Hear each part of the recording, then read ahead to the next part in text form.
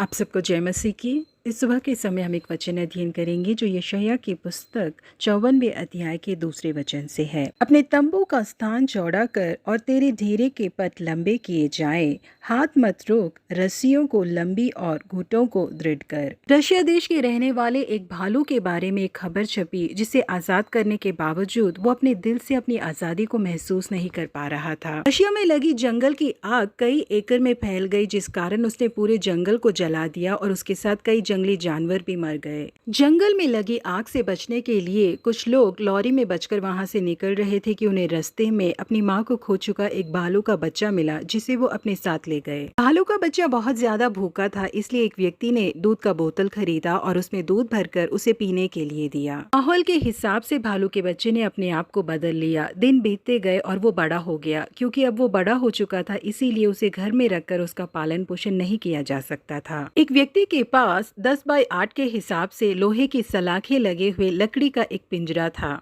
व्यक्ति ने भालू को ये कहकर उनसे ले लिया कि मैं इसकी परवरिश करूंगा। भालू भी खुशी खुशी उस पिंजरे के अंदर इधर से उधर दौड़ने लगा। भालू को देखने के लिए वहाँ बहुत बड़ी भीड़ उमड़ पड़ी, इसीलिए उस व्यक्ति ने इसके लिए पैसा वसूलना शुरू कर दिया। वहाँ पर आने वाले लोग भालू को तेज धार वाली चीजों से मारते थे। जलते हुए सिगरेट उसके शरीर पर लगाकर उसे सताते थे। इन चीजों से भालू अपने आप को बचाना चाहता था, इसीलिए 8 बाय 10 के उस पिंजरे में इधर उधर भागता फिरता था। एक बार जर्मनी से आने वाले बेहद अमीर व्यापारी को उस भालू के ऊपर तरस आ गया। उन्होंने उस भालू की कीमत चुकाकर उसे खरीद लिया और उस पिंजरे के साथ एक गाड़ी में लेकर जर्मन देश लेके चले गए। वहाँ पर एक चिड़ियाघर था जहाँ पर उस व्यक्ति ने उस भालू को मुफ्त में दे दिया। वहाँ पर भालू की बहुत ही अच्छी देखभाल हुई, उसे अच्छा खाना मिला, उसके लिए एक बहुत अच्छी जगह थी, उसके चारों तरफ उसकी सुरक्षा के लिए बाड़े भी बांधे गए थे। क्योंकि भालू को हमेशा ही उस 8 बाय 10 के पिंजरे में रहने की आदत थी, इसीलिए विशाल जगह मिलने के बावजूद वो आजादी के साथ नहीं घूम रहा था। पहले 8 कदमों को रख रहा था, उसके बाद 10 कदमों को रख रहा था, जिसका कारण था कि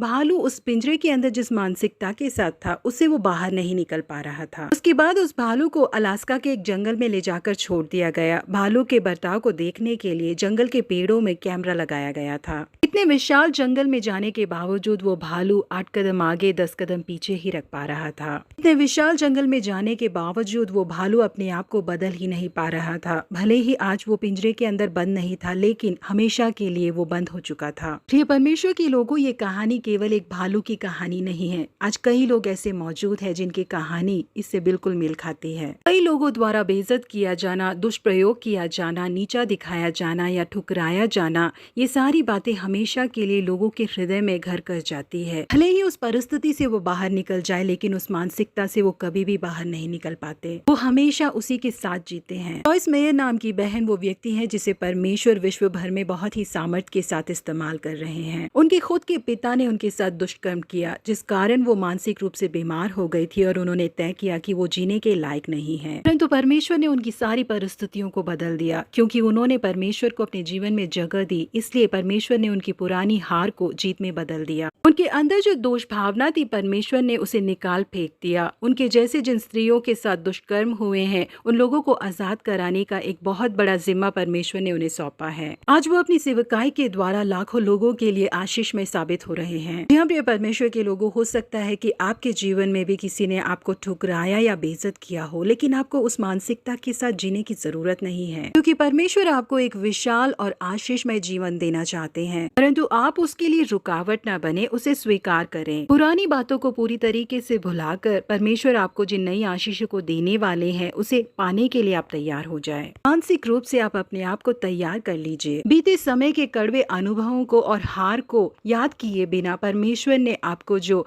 वचन दिया है, जो अनुग्रह दिया है, उससे अपने मन को भरिए। परमेश्वर जिन नए अनुभव को और बदलाव को आपके अंदर दे रहे हैं, उसे आप स्वीकार कीजिए, तभी आप दूसरों के लिए आशीषमय बन पाएंगे। प्रभु आप सबों को आशीषित करे। Have a blessed week ahead.